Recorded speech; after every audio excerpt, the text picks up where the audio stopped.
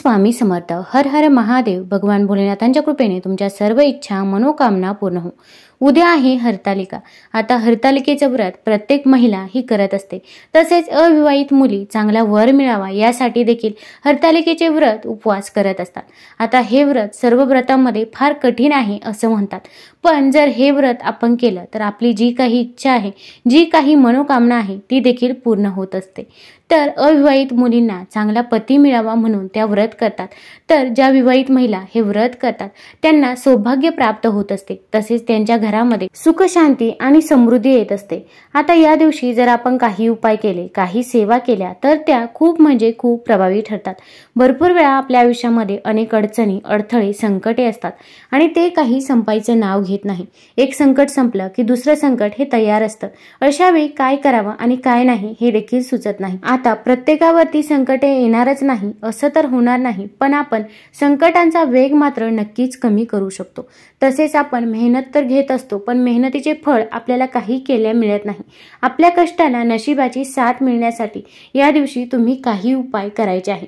तर अगदी मनापासून आणि श्रद्धेने जर तुम्ही हा उपाय केला तर तुमची जी काही इच्छा आहे, मनोकामना आहे ती भगवान भोलेनाथ नक्कीच पूर्ण करतील।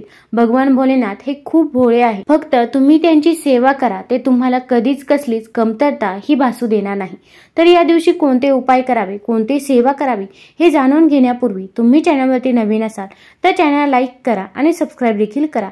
कमेंटमध्ये श्री स्वामी समर्थ किंवा हर हर महादेव लिहायला विसरू नका। आता हा जो काही उपाय करायचा आहे तो आपल्याला आपल्या घरामध्येच करायचा आहे। आपण हरतालिकेच्या दिवशी सकाळी लवकरच उठायचं आहे। अगदी तुम्ही ब्रह्ममुहूर्तावरती उठले तरी पण चालेल। ब्रह्ममुहूर्तावरती आपण जे काही उपाय करत असतो, जी काही सेवा करत असतो ती सेवा ही फलदायी ठरत असते। आता या दिवशी आपल्याला स्वच्छ वस्त्र परिधान करायचे आहे। भगवान भोलेनाथांची, माता पार्वतीची आपल्याला पूजा करायची आहे। मग आपण पहिल्यांदा वाळू घ्यायची आहे। वाळू स्वच्छ धुवून घ्यायची आहे। घरामध्ये एक चौरंग किंवा पाट मांडायचा आहे, त्यावरती तुम्ही ही वाळू ही ठेवायची आहे। आता वाळूची आपल्याला या दिवशी शिवपिंड बनवायची आहे, शिवलिंग आपण बनवावं। तसेच हरतालिकेची मूर्ती देखील बाजारामध्ये मिळते, तर ती देखील तुम्ही घरी आणू शकता, किंवा जर ती आणणे शक्य नसेल तर वाळूच्या स्वरूपामध्ये तुम्ही हरतालिका माता ही देखील प्रस्थापित करू शकता। आता आपण वाळूचं शिवलिंग बनवायचं आहे, त्याच्यासमोर एक नंदीची मूर्ती देखील स्थापित करायची आहे, म्हणजेच वाळू ठेवावी। तसेच गणपती बाप्पाची मूर्ती देखील ठेवायची आहे, किंवा तुम्ही सुपारी ठेवू शकता। तसेच माता पार्वतीने ही पूजा तिच्या सख्यांसोबत, मैत्रिणींसोबत केली होती, त्यामुळे माता पार्वती सोबतच आपल्याला तिच्या सख्या देखील तिथे स्थापित करायच्या आहे। आता हे सर्व झाल्यानंतर आपल्याला पूजा करायला घ्यायची आहे। आता प्रथम गणपती बाप्पाला आपण हळदी कुंकू अर्पण करायचं आहे। ओम गण गणपतये नमः या मंत्राचा जप करायचा आहे। दुर्वा अर्पण करायचे आहे। जास्वंदीचं फूल अर्पण करायचं आहे। शुद्ध तुपाचा एक दिवा प्रज्वलित करायचा आहे, किंवा तुम्ही तिळाच्या तेलाचा, मोहरीच्या तेलाचा दिवा देखील प्रज्वलित करू शकता। आता यानंतर आपल्याला शिवलिंगावरती थोडंसं पाणी शिंपडायचं आहे, थोडंसं गंगाजल तसेच पंचामृत शिंपडायचं आहे, कारण की आपण वाळूच्या स्वरूपामध्ये पूजा करत आहोत, त्यामुळे आपल्याला यावरती अभिषेक करता येणार नाही। घरामध्ये जर शिवलिंग असेल तर शिवलिंगावरती अभिषेक हा करू शकता, पण या दिवशी वाळूची शिवपिंड बनवून त्याची पूजा करणे याला जास्त महत्त्व आहे। आता या दिवशी आपल्याला 16 पत्री देखील अर्पण करायचे आहे, आणि त्याच नंतर आपल्याला हा उपाय करायचा आहे। आता या 16 पत्री म्हणजे नक्की कोणत्या? बेलपत्र, आघाडा, मालती, दुर्वा, चाफा, कण्हेर, बोर, रुई, तुळस, दवना, डाळिंबाचं पान, धोत्र्याचं पान, जाई, माका, बकुळ, अशोक अशी 16 पानं आपण शिवलिंगावरती अर्पण करायची आहे। एवढी जर पाने नसतील तर कमीत कमी तुम्ही 5 पाने देखील अर्पण करू शकता। 5 पाने अर्पण करायची आहे। भगवान शिवशंकरांना चंदन भस्म हे लावायचं आहे, आणि त्यानंतर आपल्याला हा उपाय करायला घ्यायचा आहे। आता हा उपाय करण्या अगोदर आपण शिवलिंगावरती बेलपत्र अर्पण करायचं आहे, आणि त्याच नंतर आपण हा उपाय करायचा आहे। आसन घेऊन बसायचं आहे। आसन हे काळ्या रंगाचं चुकूनही नसावं। आता आपल्याला थोडेसे तांदूळ घ्यायचे आहे, 108 तांदूळ घ्यायचे आहे। आता तांदूळ हे चुकूनही किडलेले किंवा त्यांना सोंडे असतील असे तांदूळ घ्यायचे नाही। आपण जर असे तांदूळ घेतले तर आपल्याला त्याचे फळ देखील तशाच पद्धतीने मिळत असते, त्यामुळे आपल्याला अखंड तांदूळ घ्यायचे आहे। कुठेही तुटलेले फुटलेले नसावे। अर्धे तांदूळ आपल्याला घ्यायचे नाही, तर जो काही अख्खा तांदळाचा दाणा आहे तो आपल्याला घ्यायचा आहे। अशा प्रकारे 108 तांदूळ घ्यायचे आहे। आता तांदूळ घेतल्यानंतर ते एका वाटीमध्ये घ्यायचे आहे, आणि आपल्याला बेलपत्रावरती, शिवलिंगावरती ते 108 तांदूळ अर्पण करायचे आहे। पण हे तांदूळ प्रथम आपण आपल्या उजव्या हातामध्ये ठेवायचे आहे। आपली जी काही इच्छा आहे, जी काही मनोकामना आहे ती भगवान भोलेनाथांना सांगायची आहे। अगदी मनापासून आणि श्रद्धेने सांगायची आहे।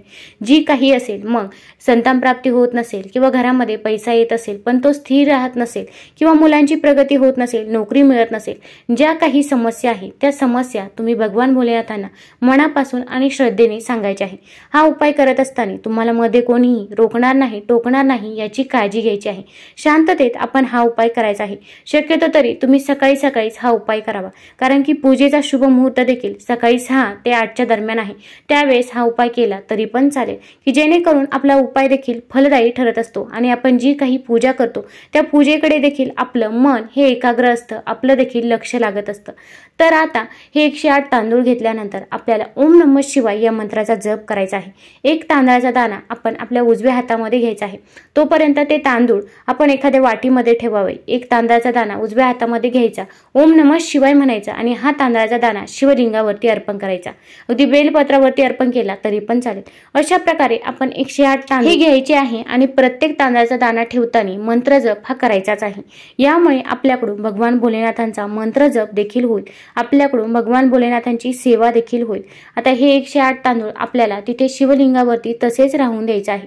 अगदी तुमची जी काही पूजा आहे ती पूजा सर्व झाल्यानंतर तुम्ही हा उपाय करायचा आहे। अगदी तुम्हाला जर हा उपाय करण्यासाठी सकाळी वेळ नसेल तर तुम्ही दुपारी किंवा प्रदोष काळामध्ये जरी हा उपाय केला तरी पण चालेल, पण आपल्याला हा उपाय घरामध्येच करायचा आहे। घरी आपण जे वाळूचे शिवलिंग बनवत असतो तिथेच उपाय करावा। आता हा उपाय करून झाल्यानंतर हे जे काही तांदूळ आहे ते आपल्याला तिथेच राहून द्यायचे आहे। अगदी रात्रभर देखील तिथेच ठेवायचे आहे। आता दुसऱ्या दिवशी गणेश चतुर्थी आहे, आपण याच दिवशी उत्तर पूजा करणार आहोत। आता जेव्हा उत्तर पूजा करणार आहोत तेव्हा जे काही वाळू आहे ते आपण निर्माल्यामध्ये टाकायची आहे। तसेच ज्या काही पत्री आहे त्या तुम्ही निर्माल्यामध्ये टाकू शकता किंवा एखाद्या झाडाखाली खड्डा करून त्यामध्ये टाकल्या तरी पण चालेल। आता हे जे काही तांदूळ होते ते तांदूळ आपल्याला उचलून घ्यायचे आहे। ते तांदूळ आपल्याला स्वच्छ धुवायचे आहे आणि त्याचा भात आपण घरामध्ये करायचा आहे किंवा तुम्ही एखादा गोड पदार्थ देखील करू शकता।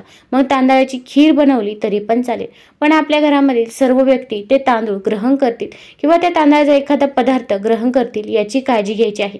फक्त कोणत्याही तिखट पदार्थामध्ये आपण हे तांदूळ वापरायचे नाही। आपण जर असे तांदूळ आपल्या घरामध्ये वापरले तर आपल्या घरामध्ये देखील सुख शांती आणि समृद्धी राहते, तसेच भगवान भोलेनाथांचा आशीर्वाद मिळतो व आपली इच्छित मनोकामना देखील भगवान भोलेनाथ हे पूर्ण करत असतात। आणि ज्यांना हा उपाय करणे शक्य नसेल तर त्यांनी हरतालिकेच्या दिवशी 5 पत्री तरी शिवलिंगावरती अर्पण करायचे आहे। मग दुर्वा असेल, आघाडा असेल, बेलपत्र असेल, धोत्र्याचं पान असेल किंवा शमीपत्र असेल, या 5 पत्री आपण अर्पण करून जो काही फुलोरा असतो त्या फुलोराचे जर आपण दर्शन घेतले, त्या फुलोराला स्पर्श केला तर आपल्याला हरतालिका व्रताचे पुण्यफळ हे प्राप्त होत असते। तुम्हाला जर हा व्हिडिओ आवडला असेल तर कमेंटमध्ये हर हर महादेव जरूर लिहा। धन्यवाद।